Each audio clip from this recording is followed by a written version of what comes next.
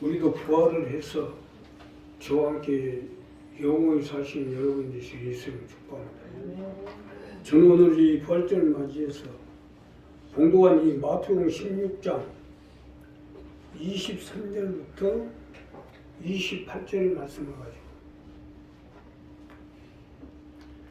우리도 부활하려면 어떻게 해야 되는지 본문 말씀을 가지고 은혜를 나누자 합니다. 자, 첫째로요, 주님을 따르십시오. 우리가 주님처럼 부활하기 위해서는 주님을 따르셔야 됩니다. 주님을 따라 나갈 때 부활할 수 있기 때문이에요.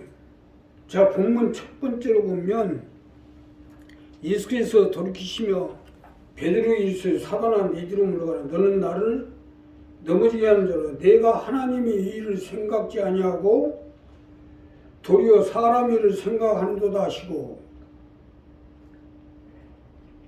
자, 이 본문 첫 번째로 보면 주님을 따르라는 거예요.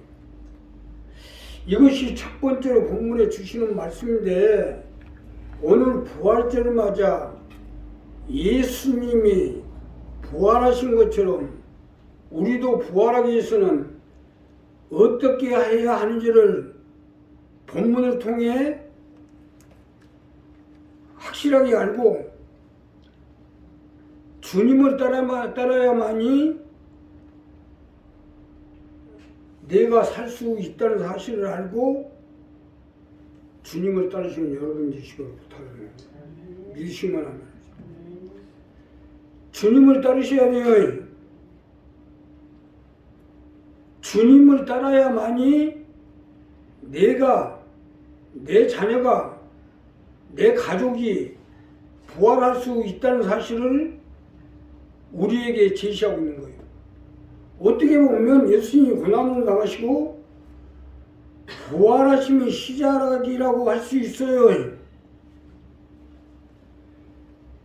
주님이 그 고난을 당하시고 십자가에 죽으신 것도 다 하나님의 전인 구원의 뜻을 이루기 위함이에요.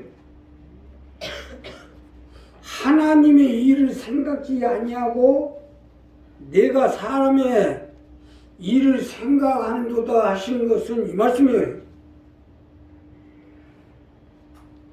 하나님의 전인 구원의 목적을 이루기 위한 그 뜻을 받들어 따라가는 거예요. 우리도 마찬가지로 하나님의 일을 생각하고 주님을 따르셔야 돼요. 예수님이 부활하신 것은 전인 구원의 목적을 이루고자 하는 하나님의 일을 생각하고 하나님의 따르셨기 때문에 부활하신 거예요. 이와 같이 우리도 주님의 뜻을 받들어 주님을 따를 때 부활이 되는 거지, 그냥 가만히 있는다고 부활이 되는 게 아니에요. 주님이 부활하신 것처럼 우리도 부활하려면 주님을 따르셔야죠. 주님을 따르는 것은 이 말씀입니다. 사실 맞는 것이 가룟 유다를 보십시오. 주님이 부활되어서 가룟 유다도 부활된 게 아니지 않습니까? 주님을 따랐던 제자들만 부활된 것이지, 부활은 주님에 따르면서 오는 거예요. 부활을 하려면 주님을 따르셔야죠. 일어나서 빛을 발해서 가족을, 지역을, 전국을 순범하라는 하나님의 말씀을 받들어서 주님을 따르셔야지. 부활은 누구에게 있는 게 아니에요. 우리가 주님의 뜻을 받들어 주님을 따르냐 있는 거죠. 나도 마찬가지, 내 자녀도 마찬가지, 내 가족도 마찬가지, 내 일가 친척도 마찬가지예요. 물론 각자 교회들에게 성령이 주시는 말씀이 있겠죠. 그러나 우리 교회는 어떻게든지 일어나 빛을 발해서 가족을, 지역을, 전국 순방에 앞장서라는 이 하나님의 말씀을 따라서 주님을 따르시라. 그게 내가 살고 내 자녀가 살고 내 가족이 살고 내 일가 전적 형제들이 살고, 내가 말을 안 해서 그렇죠. 아, 이 사람은 부활이 되겠구나, 이 사람은 부활이 안 되겠구나 하는 걸 보면 다 나와요. 그런데 지금 멀쩡히 살아서 같이 있는데 그 사람한테 그렇게 일일이 말할 수가 없잖아요. 그러나 내 나름대로는 다 보이고 느끼고 알고 있어요. 내가 주님을 따르는 것도, 주님의 말씀을 뜻을 받들어 주님을 따르는 것도 내 마음에 느끼는 게 있고 내 마음에 느껴지는 게 있고 체험하는 게 있기 때문에 따르는 거예요. 이와 마찬가지로 우리도 주님을 따르셔야지. 무조건 예수 믿고 결심을 했다고 부활되는 게 아니에요. 만약 예수 믿고 결심을 벌여든다면 가로등 믿어도 부활이 돼야 되지 않습니까? 그런데 그게 아니잖아요. 그러니까 우리 한 사람 한 사람 오늘 이 부분은 분명히 하세요. 그냥 부활절이니까 아, 부활됐구나, 나 우리 부활이다, 예수 부활, 예수 부활하고 다닌다고 부활되는 게 아니에요. 내가 정말로 주님의 말씀을 받들고 주님을 따라 나갈 때 예수님이 부활하신 것처럼 우리도 부활될 수 있도록 하나님 붙잡아 주시고 함께 해 주실 것입니다. 두 번째는 자기 십자가를 지십시오. 우리가 부활하려면 자기의 십자가를 지셔야 됩니다. 자기의 십자가를 지셔야 부활할 수 있기 때문에, 자, 본문 두 번째로 보면 이에 예수의 제자들이 이르시되 아무든지 나를 따라오려거든 자기를 부인하고 자기 십자가를 지고 나를 쫓을 것이니라. 즉 쉽게 설명드리면 자기 십자가를 지라는 거예요. 이것이 본문의 두 번째로 제시하는 말씀인데, 자기 십자가를 져야 부활할 수 있어요. 믿으시면 하면 자기 십자가를 지셔야 해요. 부활은 십자가에서 이루어집니다. 예수님이 우리 죄를 대신 짊어졌기 때문에 부활하기 위해서는 하나님의 뜻을 받들고 십자가를 죽을 수밖에 없었어요. 십자가를 통해서 고난을 당하고 십자가를 통해서 상처를 입고 십자가를 통해서 멸시와 천대와 핍박을 당하고 십자가를 통해서 죽임을 당하셨기 때문에 부활이 되신 거예요. 우리도 이와 마찬가지로 부활하기 위해서는 우리도 십자가를 지고 주님을 따라가야 돼요. 자, 오늘 이 본문 두 번째로 주시는 것은 아무든지 나를 따라오면 자기를 부인하고 자기 십자가를 지고 나를 쫓을 것이니라 했잖아요. 이 말씀 아닙니까?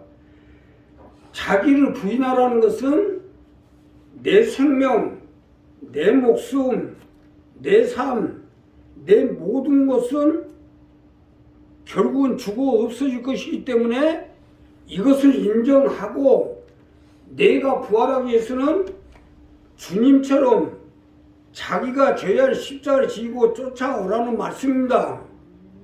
부활되게끔. 자기 십자가를 지라는 말씀은 이거 아닙니까? 물론 구원은 예수 그리스도의 은혜로 받지요. 그러나 부활에 이르려면 내가 해야 할 것은 내가 해야 되잖아요. 구원파들이 성경을 잘못 인식하고 있는데 바로 이 부분입니다. 한 번 구원받으면 그 다음은 어떻게 해도 상관없다는 교리 아닙니까? 여기서 우리가 분명히 알아야 될 건 한 번 구원받았는데 염소와 양을 왜 가려요? 또 알곡과 쭉쟁이, 게으르고 악한 종, 착하고 충성된 종, 슬기로운 다주처녀, 어리석은 다주처녀. 이거 구분해요. 어차피 한 번 구원받았으면 되는데 뭔가 앞뒤가 안 맞지 않아요? 물론 예수님이 살리고자 십자가를 지었지만 우리도 부활하려면 우리가 져야 할 십자가를 져야지요. 교회 11조하고 봉사하고 전도하고 받들고 섬기고 하는 것이 자기 십자가를 지는 거 아니오? 이것이 없이 어떻게 하나님의 백성이 되고 부활이 되겠어요? 세상에서도 한 가정 속에서 살려면 각자가 해야 할 일이 있는 거 아니오? 물론 걷지도 못하는 세상은 어디한테 빨리 해라 뭐하라 할 수는 없지만 그래도 가정에서 자라서 어느 정도 자랐으면 그 가정에 도움이 돼야죠. 신부름도 하고 엄마 아버지 바쁘면 신부름도 하고 뭐 하나 사갖고 와라. 한 가정에서 한 가족이 일원으로 살기 위해서는 각자가 해야 될 역량에 따라서 각자가 해야 될 역할을 다 해야 됩니다. 그래야 한 가족이 되는 거예요. 이와 마찬가지로 우리도 하나님 나라 일원으로서 할 바를 해야지만 이것이 부활하는 방법입니다. 오늘 우리 부활절 맞아 우리도 예수님처럼 부활하게 계시는 자기 십자가를 지고 주님을 쫓아가셔야 돼요.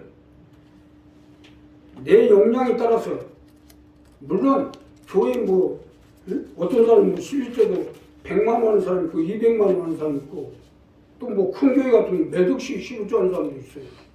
그런데 무조건 그렇게 한다고 다 하라는 게 아니라 자기 역량에 따라서 11조로 내가 할 수 있는 최선이다.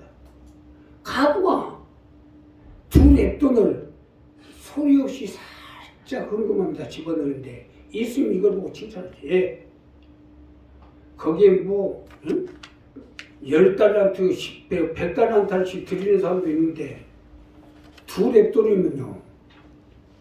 가난하게 최악으로 가난하게 사는 사람이 한 달 생활비입니다. 그걸 살짝 넣고 한 달 생활비를 살짝 넣고 그러나 예수님은 그걸 보시고 한 달 생활비 전부를 갖다 저기다 놓고 나오고 그 칭찬하십니다. 용량에 따라서 없으면 없은 대로 있으면 있는 대로 많으면 많은 대로 부하면 부한 대로 하나님 나라 일원으로서 받드는 것이 그것이 자기 십자가를 지는 거예요. 이것이 부활하는 것이고 오늘 이 부활절을 맞이해서 우리 이 부분을 분명히 정립해서 주님이 부활하신 것처럼 우리도 부활해서 주와 함께 영원히 사시는 여러분 되시길 예수님 축복합니다. 마지막에는요. 목숨을 봅시고 자 본문 마지막 절에 보면 목숨을 걸으라는 거예요. 자 사람이 만일 온 천하를 얻고 제 목숨을 무엇이 위해 사람이 뭘 주고 제 목숨을 갖고 있느냐. 누구든지 제 목숨을 구원하자 하면 이럴 거예요. 누구든지 나를 위하여 내 목숨을 잃으면 찾으리라. 주님에게 쉽게 설명드리면 부활에 의해서 목숨을 버려야 됩니다. 부활하기 위해서는 사실 맞는 것이 부활한다는 그 자체가 죽어서 살아난다는 얘기 아니에요? 자 여기서 중요한 것은 우리가 살아있을 때 주님께 목숨을 걸고 주님을 따르라는 건데 주님처럼 부활하는 당연한 얘기 아니겠어요? 예수님도 33세에 고난을 당하고 십자가에 매달리셨어요. 33세면요 한참 나이입니다.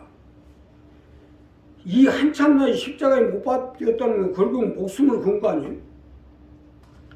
로마에서 최고의 형이 십자가입니다. 온몸에 피가 다 쏟아질 때까지 십자가 매달아 놓는 거예요. 명이 긴 사람들은요, 열흘씩 갑니다.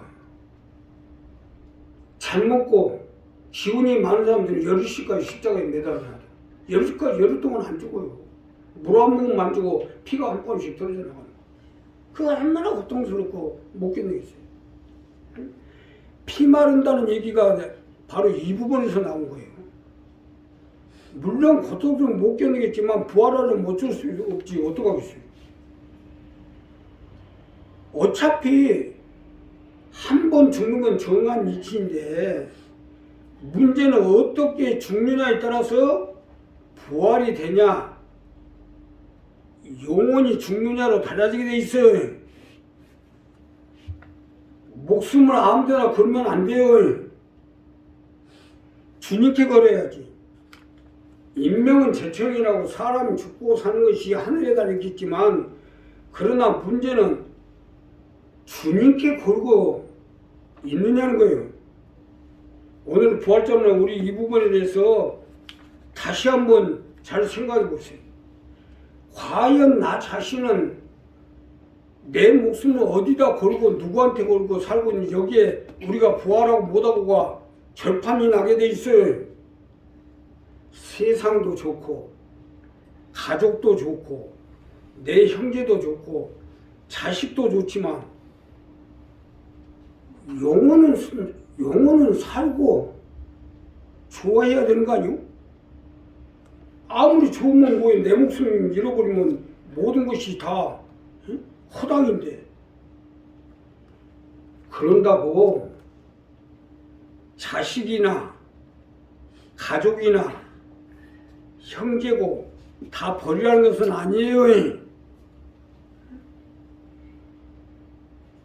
우리가 어차피 한 번 죽는 몫인데 내 형제가 됐든 가족이 됐든 자녀가 됐든 주님께 걸어야죠.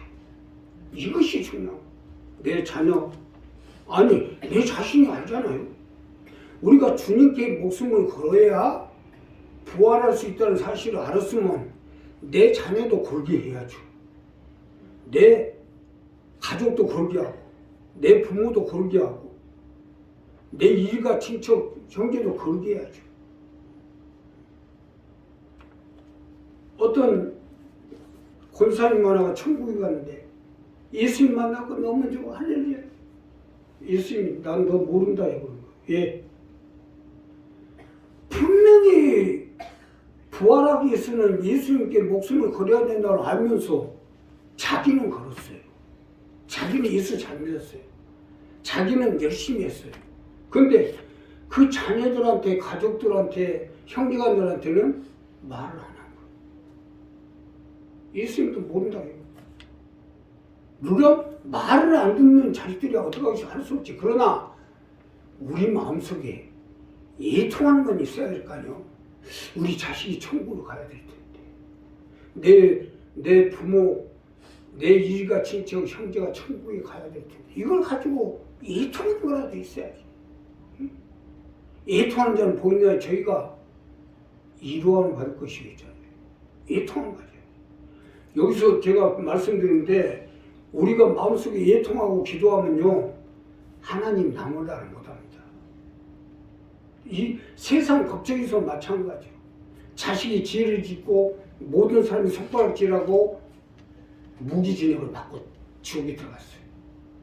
근데 그 부모가 와서 재판장한테 불쌍히 씌웠어. 부모가 죄진 게 아니잖아요. 자식이 죄졌지. 근데 그렇게 재판장한테 와서 탄원을 하다 보면 재판장이 그 탄원을 듣고 형을 감면해 줄 수가 있어요. 이건 똑같은 마찬가지.